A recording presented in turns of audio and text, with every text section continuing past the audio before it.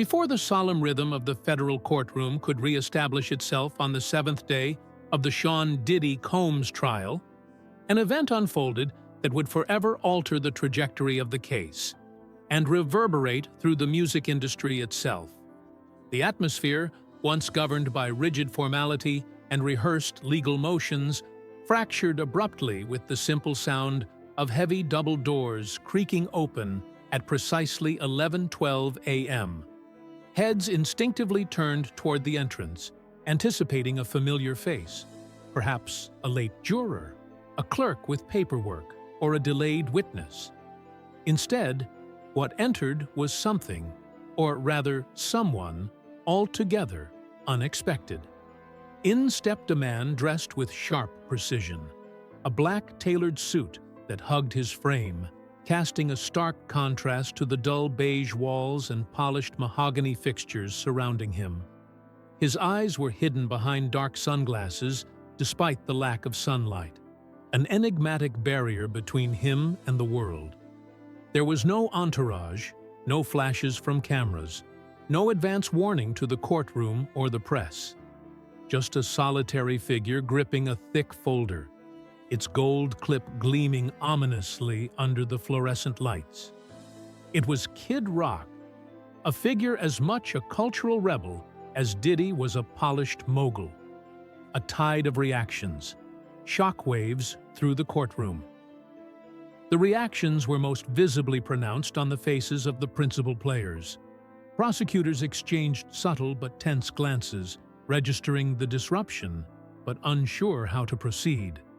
Defense attorneys for Diddy scrambled through their thick binders, hunting for any procedural maneuver to contest the sudden appearance. But it was Diddy himself who betrayed the weight of the moment most vividly. He had been engaged in a quiet side conversation with his legal counsel just moments before.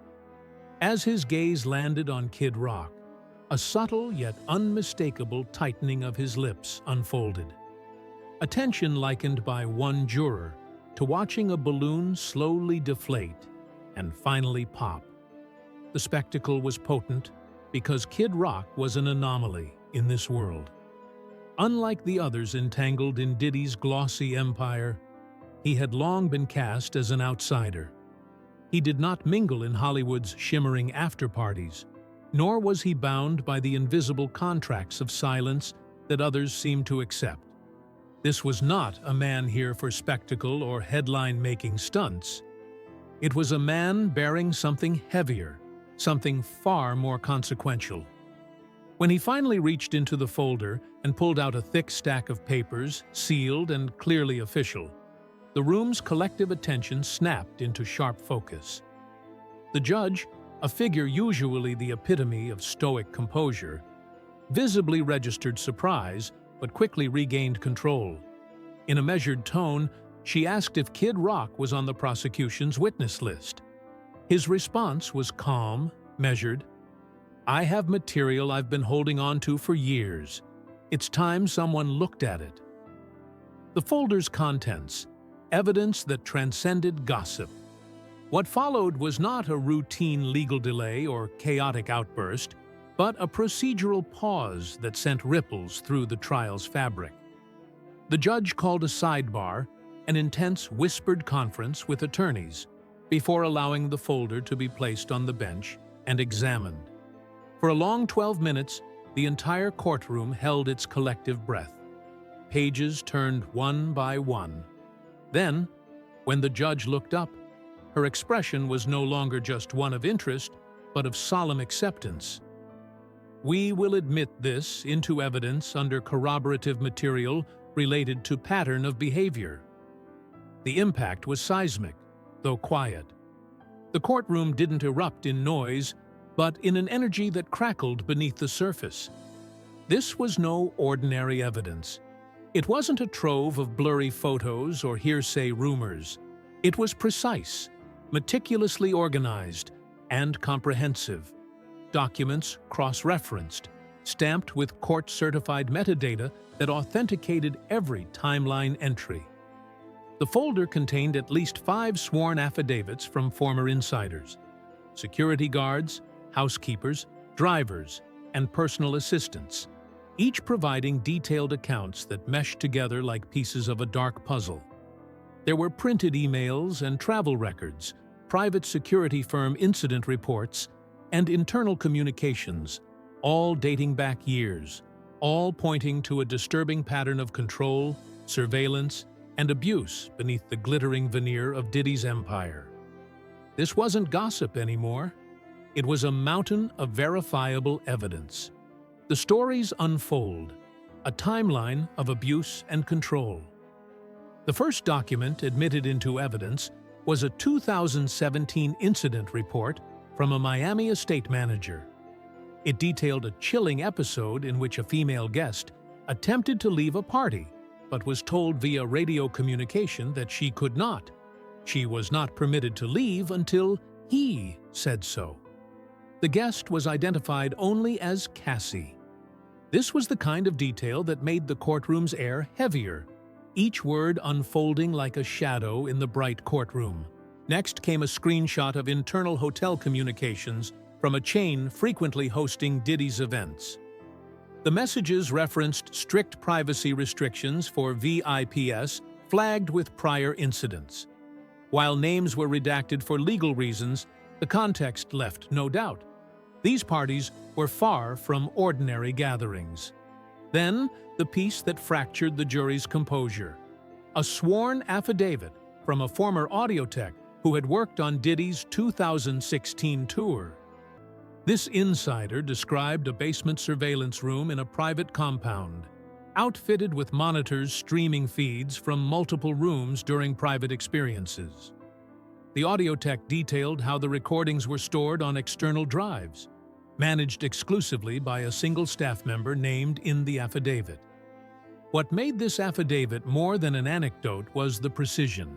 The technician included exact model numbers of cameras, the specifications of the network storage system, and precise dates of data updates. This wasn't just a story. This was documented fact corroborating earlier claims. The shift in power. Kid Rock's silent vigil throughout the presentation of this formidable evidence. Kid Rock remained a statue of calm. His hands rested folded in his lap, his face unreadable behind those dark lenses. He didn't smile or react. He simply watched, steady and unflinching. It was a silent message. This was bigger than any individual ego or celebrity. This was about the truth. After a brief recess, the court resumed. The judge leaned forward, addressing Kid Rock directly. "Mr. Ritchie, if you are prepared to deliver a statement, the court will hear it now." Without notes, without hesitation, Kid Rock stood. His voice was measured but resolute. "I didn't come here to make headlines. I came here because the truth's been buried under platinum plaques and billion-dollar smiles for too damn long." He recounted how over the years he had received messages, emails, and even late-night calls from people too scared to speak publicly. At first, he thought the stories were too outrageous to be real. But when the same narratives repeated, same words, tone, pain, but different voices, it became undeniable. "I've toured with monsters and saints," he said with quiet gravity. "I've ignored more than I should have. But when I saw that clip of Cassie looking over her shoulder before speaking in that interview, something clicked. I've seen that look. Fear doesn't lie." Courage to break the silence. The weight of truth. Kid Rock revealed that he had been compiling this folder over 5 years, gathering the materials from anonymous sources, former employees, and even a close friend who could no longer bear the guilt. He personally verified each document before passing them on to Cassie's legal team, ready to testify if called. He made it clear that his motivation wasn't fame or fortune. "I'm not a hero," he said bluntly. "I'm just tired of this industry chewing people up and calling it art." Then, locking eyes with Diddy, he added, "You don't scare me. You never did." The courtroom fell into a heavy silence. The trial had transformed.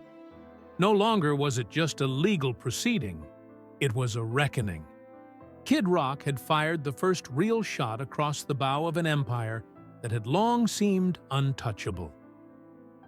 Witnesses stepped forward, the voices behind the evidence.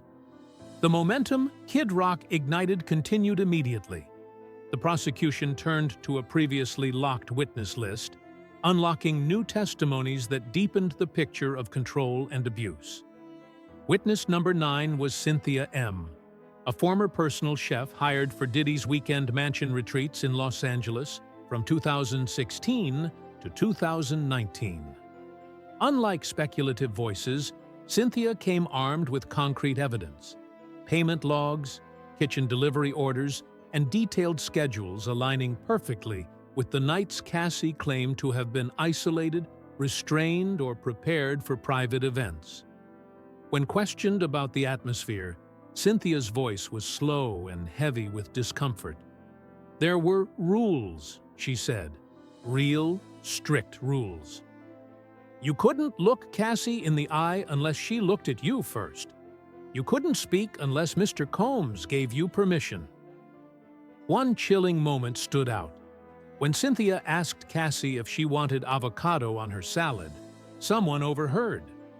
Diddy intervened and had someone else finish the prep. Cynthia never spoke to Cassie again. She described a coded system used by staff to communicate Cassie's emotional state. Green meant calm, yellow meant crying or unstable, and red meant cancel the party. Cynthia admitted that red never happened. Someone always fixed Cassie before it got that far. Her testimony sent shivers through the courtroom. Jurors scribbled feverish notes as digital logs were introduced, showing kitchen deliveries marked VIP, but blacking out Cassie's name, reinforcing the systematic erasure of her identity from these events. Surveillance and secrets. A hidden world revealed. The prosecution introduced Exhibit 78. B. A detailed list of surveillance footage, timestamps, and access logs from 3 of Diddy's properties.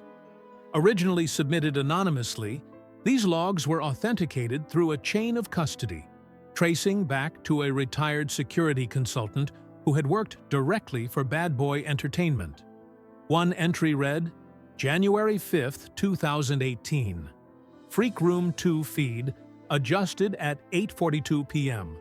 Visitor ID matched to Cassie Ventura. No exit log recorded until 2:03 a.m. The term Freak Room had been a whisper in blogs, message boards, and cryptic interviews. But here it was, undeniable and official. These rooms, spread across Miami and Los Angeles mansions, were outfitted with low-lit ceiling lights, floor-to-ceiling mirrors, hidden cameras, and two-way glass. The recordings from these rooms were encrypted, stored in external vaults, and cataloged under pseudonyms to obfuscate their contents. Kid Rock had been instrumental in uncovering these files, providing prosecutors with a USB drive containing partial directory files with evocative folder names like Baker House Sessions, Studio 19 Visits, and VIP 1 Raw. Though some files were corrupted or encrypted, audio technicians managed to extract key metadata confirming the dates and locations of these recordings. Behind closed doors, a decrypted audio file was played, featuring a male voice identified as Diddy's, coldly instructing, "She's not leaving. Get the phone. Shut the mirror." The chilling command matched the timeline of the January 5th footage. Though defense attorneys objected, claiming the evidence was inconclusive, the judge ruled it highly material, allowing it to stand. The evidence was building a damning architecture of control, surveillance, and abuse. The culture of silence, testimony from inside Bad Boy. The mood in the courtroom darkened further when the next witness took the stand, a former recording engineer from Bad Boy's main New York studio, who requested anonymity, identified only as Dave. He described a culture of silence, a code of see no evil, hear no evil. Those who witnessed or heard anything inconvenient were swiftly removed from the label. Dave recounted a night in early 2019 when Cassie arrived visibly shaken, unscheduled, and escorted into a side room labeled Green Room 2, a nickname matching one of the surveillance-heavy rooms mentioned in internal memos. An assistant asked Diddy if Cassie should be sent home. His reply was chilling. "She'll leave when I say she's done." Dave captured this statement on his phone and later emailed the recording to himself for safekeeping. When the prosecution played the cleaned-up audio for the courtroom, the voice was unmistakable, sharp, controlling, devoid of empathy. The moment was so powerful, a juror visibly winced, closing their eyes to absorb the harsh reality. The final act, Kid Rock's character witness statement. The prosecution then called Kid Rock back to the stand, not just as a conveyor of evidence, but as a character witness, to explain the reasons behind his unprecedented intervention. Rock spoke simply, and without flourish. "I had nothing to gain." He made clear his motivation was not personal vendetta or publicity, but a long-overdue act of courage, to expose an industry that thrives on silence, secrecy, and the destruction of those who dare speak out.